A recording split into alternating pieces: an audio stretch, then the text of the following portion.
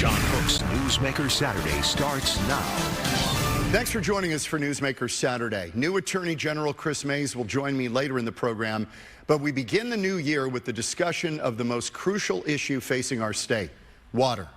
Arizona is now home to over 7 million people, with most of our population situated in the desert, where water is our most vital resource. Robert Glennon is one of the nation's preeminent experts on water. He serves as an advisor to governments, corporations, think tanks, law firms, and he's written several books on the subject, including Unquenchable: America's Water Crisis and What to Do About it. Robert Glennon is my guest on Newsmaker Saturday. He is also Regents Professor Emeritus. Robert, how bad is the situation in Arizona? We see a lot of dire headlines. On a 1 to 10, 10 being most serious, where are we right now? 8. Wow. Yeah, it's very serious. And it's serious because one of the most important sources of water is the Colorado River, and it's under tremendous strain. A lot of factors go into that. The law of the river that doled out water rights began 100 years ago, and it doled out more water than, it turns out, according to the tree ring scientists, there actually is in the river. And then you add in climate change, you add in evaporation off the big reservoirs, and you're looking at really nothing more complicated than addition and subtraction, John. The math does not add up. The thing that's interesting, Robert, is going back through history, we have been here before geologically. Several notable droughts in the Southwest. In the late 16th century, this all predates climate change, the medieval warming period between 900 and 1300 AD. In that period, both of those periods, we had episodes of extreme drought in the Southwest that lasted 100 or more years. How do we know that we're not in a period like that now? We don't.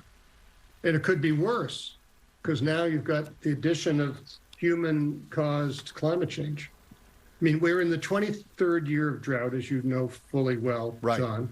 But is this the 23rd year of a 23-year drought, or is it the 23rd year of a 100-year drought? Is anybody really thinking about that? Are people, I know we've got a plan for worst-case scenario. Is anybody planning for the possibility of a 100-year drought? Well, certainly some of the climate scientists are talking about that. And I guess the most recent term of art that they've generated is something called bomb cyclones, which is hitting California this as you and I speak. Now, you would think that having a whole bunch of new rainwater would be a good thing, but it's really part and parcel of having so disrupted the normal climate that it's either a feast or famine. And even this feast of a lot more water, of course, is causing a lot of flooding and other problems, John, and it will not solve the underlying imbalance. Okay, so we see the state and former Governor Ducey forward-looking, spending about $1 billion to try to bring more water into Arizona, talking about a desal plant in the Sea of Cortez, roughly near Rocky Point. You have kind of sounded the alarm on this in a recent op-ed at AZ Central, where you said, if you think this is the panacea to fixing our water problem, you're probably misguided. Is that the long and short of it? Well, it is. I mean, you know, the allure of desal is irresistible. I mean, the earth is composed mostly of water. I mean, couldn't we do something to get the salt out of that water and fix our water supply? Well, the answer is yes, but. So the yes is we have the technology to take the salt out of water, but there are several problems with that. One is it's very costly. The membranes that you use in desalination and reverse osmosis are expensive from the initial purchase. They're delicate, they're prone to fouling, they require frequent replacement. Second, it's terribly energy intensive. You're pushing all of this water through tiny pores, and that takes a lot of energy to do that. And the third thing, John, is what do you do with the brine, the salt that's left over? And that is a very, very vexing problem. And the bigger the plant you get, the bigger the problem it is. And the plant that they're talking about down in California is 10 times the size of the California plant in Carlsbad, which is the largest desal plant in the United States. But Israel and Saudi Arabia are doing this because they don't have other sources of water largely. So how are they doing it? Oil. I mean that. I mean, there's no problem with energy. And the disposal is right there. The Dead Sea is not something they're particularly worried about protecting. They have as much oil as they want to run the plants, and they have plenty of money. See, what's different about what's being proposed here is, so first you have to build the plant, the desal plant. And most experts think that rather than $1 billion, it might be $3 or $4 billion to build the plant. Well, second, you have to build a power plant to run the desal plant. Third, you need transmission lines to bring the electricity in to run the power plant, to run the desal plant.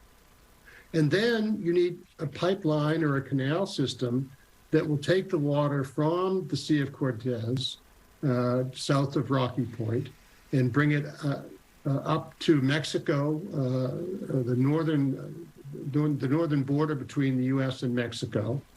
Or there's a new proposal that would run a pipeline directly from Rocky Point into Arizona.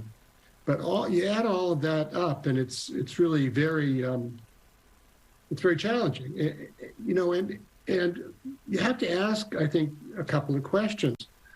First, what's in it for Mexico? And the answer is not much. Yeah, well, and one of the problems with that, right, is that Mexico's getting CAP water. What Yes. I'm hearing now on the table is that we would use this desal plant and try to limit some of the costs by just letting Mexico have the desal water, and they would give us a bigger share of the Colorado River water for Arizona. Is that about Yes, the long and short? that's mostly what's been talked about. I just finished service on a program in California, the Salton Sea Management Program's independent review panel. We were charged with evaluating 18 proposals to import water to help the Salton Sea. And most of them involved proposals to bring water in from the Sea of Cortez. And that's right, it would be an exchange where you have a pipeline that would bring water from the desal plant that's located either on the Baja of California or on the mainland south of Rocky Point up to Morales Dam. Mexico would use that water. Then up north, either California or Arizona would take some of Mexico's Colorado River water and divert it either into the IID canals for the Salton Sea or through the CAP for use in central Arizona. Robert, have we been banking too much on the Colorado, which we know is pretty much tapped out? That is kind of where we staked our future, and it seems that the future has run up against a wall. Well, I don't know if we've staked too much on it. I mean, in some ways, the state's been pretty responsible with its recharge and recovery programs. For the last 30 years, the state has sponsored and encouraged taking water that Arizona currently had rights to but didn't currently need and putting it in recharge basins for future use. Recharging it in the ground for eventual ground use if we need it. Yes, that's right. So as we look down the line here, you say in terms of desal, there are cheaper options to do this. Would San Diego be the place we would look to and say, they are doing a lot of recycling of everything. Every drop used, they're recycling it. Is that the answer? That's one of the answers. I think there's kind of a menu of options, but reuse is certainly a big one. Already, John, Arizona reuses a lot of water. The Palo Verde nuclear plant west of Phoenix relies on reclaimed water from the city of Phoenix. There are farmers who are using reclaimed water, golf courses using reclaimed water, mines using reclaimed water. So that's a really important source. And it only makes sense. I mean, this is water we already have. Why go out in search of a pipe dream for water that you may never get when you have water you can already use again? So that's one. Okay, go ahead.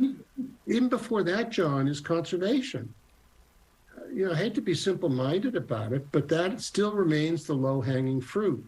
And there are a lot of things we can do better in how we use water. Now, one thing, though, is that, people look around and they say, well, the growth is explosive. They look at Vegas and they say, no wonder Lake Mead's drained. There's so many people moving here. But residential water is nothing compared to ag water. Ag is 80% of our water use in Arizona. That's right. That's right. So how do we streamline that and use it better? Well, even on the residential side, it's funny you should point to Las Vegas, because they have really been at the forefront of water conservation, which most people don't think of Las Vegas and That's think interesting. of conservation. But, they've been paying people for more than 10 years as much as $3 a square foot to rip out their lawns. Yep. And they have spent, John, $300 million doing that. So residential and other urban conservation is important. But the big message, the 800-pound gorilla, is the 80% used by agriculture. And here's the big problem. Farmers in Arizona, about 2/3 of them flood irrigate their lands. And it's an old, low-tech way to water fields. But the technology that is available today that is more efficient works, but it's really expensive. You're talking about drip? Drip, micro irrigation, yep. And that solves some of the evaporation problem rather than flood irrigation. Absolutely. But it's expensive. And so what I've been arguing for is, why don't the cities put together a very robust program to help financially farmers to move from high water use but low value crops like alfalfa to higher value crops with better forms of irrigation. Robert, in the seconds we have left, are you hopeful that we've got the minds and the brain power in this state to figure this out? Yes. Our future depends on it. Yeah, absolutely. I mean, it's one way of looking at this, John, is we're entering the era of reallocation. If we could just get farmers to consume 75% of the water, that's almost a 50% bump in the water available for cities. Wow. That tells you. We can do this. We can do this. Well, it won't be easy. And farmers are rightfully mistrustful of what they call the great state of Maricopa, or the Maricopa Water Department, Right. They've seen that game, and they just as soon be left alone. But everyone has to chip in. Robert Glennon is our guest. Thank you so much for being our guest on Newsmaker Saturday. And again, the book is Unquenchable: America's Water Crisis and What to Do About It. He is the professor, Regents Professor Emeritus, Robert Glennon, expert on water. We appreciate it. We're going to have you back, Robert. Thank you. Good to see you, John. Good to see you, too. When we come back on Newsmaker Saturday, Kris Mayes, the newly sworn-in Attorney General for the great state of Arizona. She joins me next.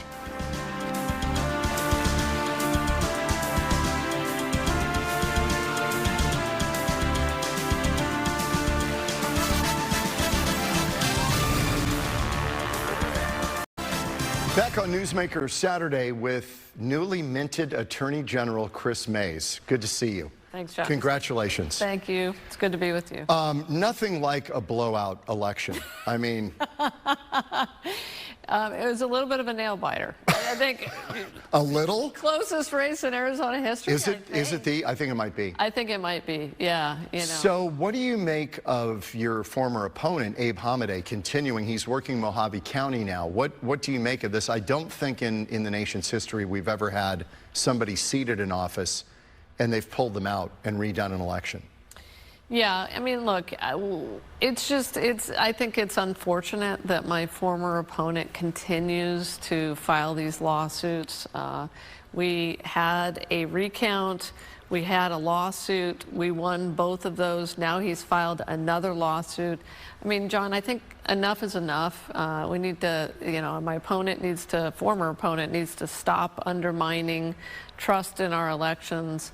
And, I've moved on. Obviously, I've taken office. How did you do that, by the way, when you don't really know? I mean, this thing got very close. Yeah, I mean, up until the moment when the judge in both Mohave County and then the judge in Maricopa County decided, the Mohave County judge rejected the Hamadeh lawsuit.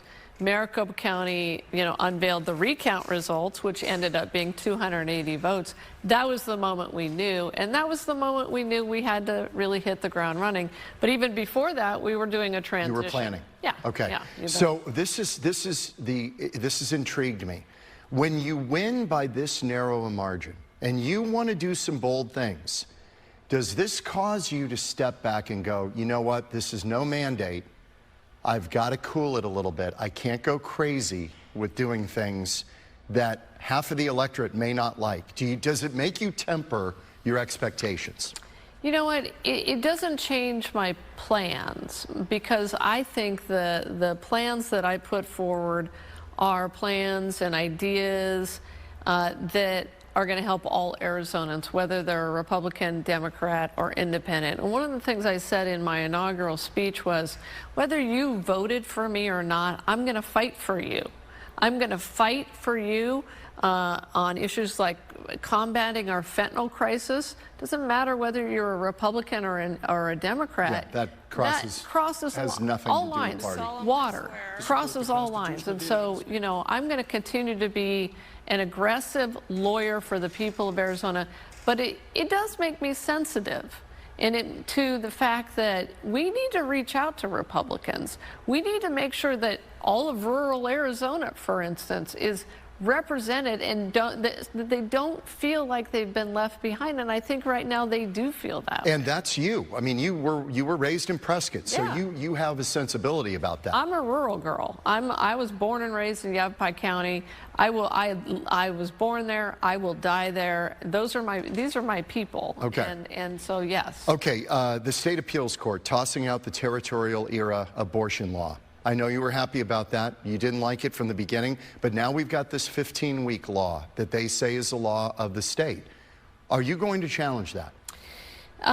Look, so I would anticipate that I will challenge it in the future, and here's even why. though the legislature has kind of spoken. The legislature has spoken, but sometimes the legislature is wrong in the sense that they have done something that I think violates the Arizona Constitution.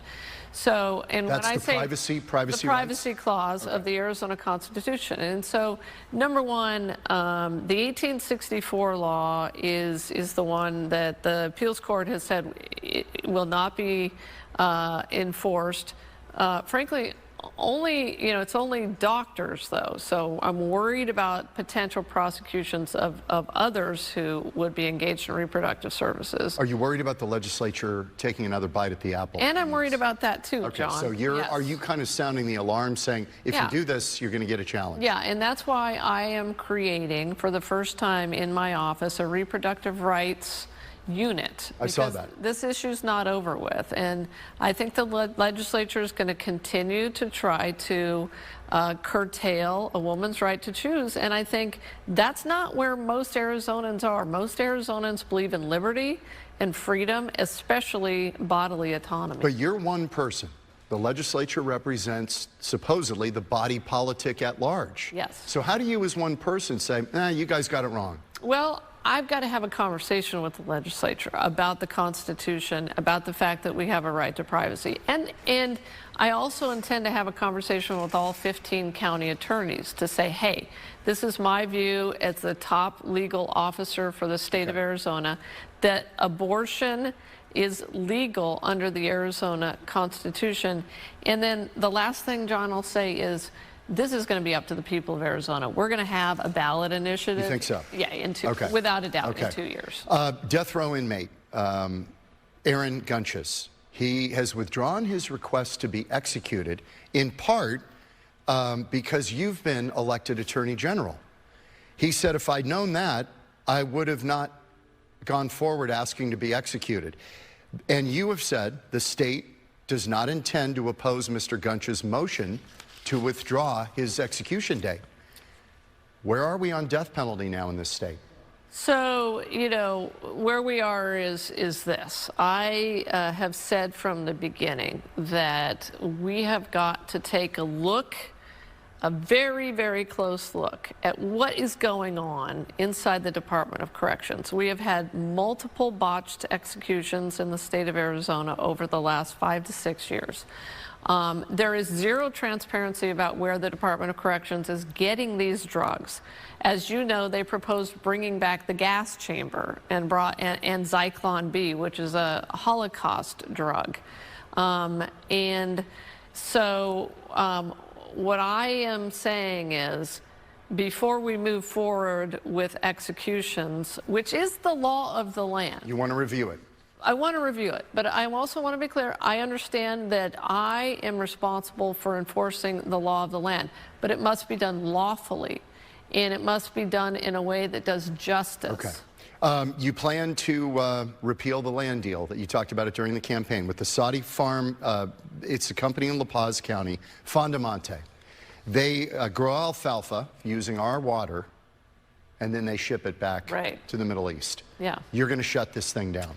Yeah, this is a top priority for me, and it's a huge outrage for most Arizonans that the state land department under the Ducey administration gave our water away for free to a Saudi-owned corporation so they could grow alfalfa and send it back to Saudi Arabia to feed their cows.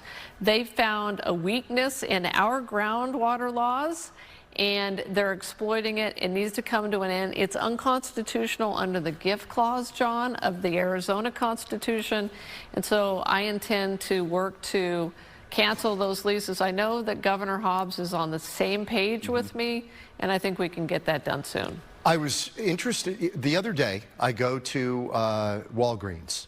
They have no more baskets down here in Phoenix to take your goods up because people are walking out with stuff. Yeah. You're starting to want to address retail theft. Yeah. I thought that was really interesting. What are you going to do? This is a huge problem in Arizona, and we have an organized retail theft task force inside the Attorney General's office. I intend to make this a priority. Retail theft, the grab and dash, organized grab and dash stuff. You don't like it? No, it's terrible. It hurts the safety of consumers and shoppers. It hurts the stores and businesses. It hurts the ability of downtowns and communities to attract business. I agree with you. We got to get a hold of it. We're going to work on it when I'm AG. Okay, the other one, President Biden is going to visit the border. You were critical of him during the campaign. You think this issue needs to be addressed. He's a little late to the game. Is that fair to say? I think that's fair to say. Okay, yeah. and so what do you make of it? We've got, I don't know how much time we've got. We don't have a lot. But look, you know, I would say to him, if I have the opportunity to be with him, Title 42 shouldn't be lifted. We've got to get a handle on this situation. There's a surge. The feds are not doing what they need to do and what they can do. We have to make sure, do even more than we are, to secure the ports of entry, which is where fentanyl is coming through, among other ways. We cannot, as a state, be stuck with the bill associated with this kind of surge. Kris Mayes, congratulations. Thank you, John. Arizona's Attorney General, good to see you. It's good to be with you. Thank you. We'll be back in a moment on Newsmaker Saturday.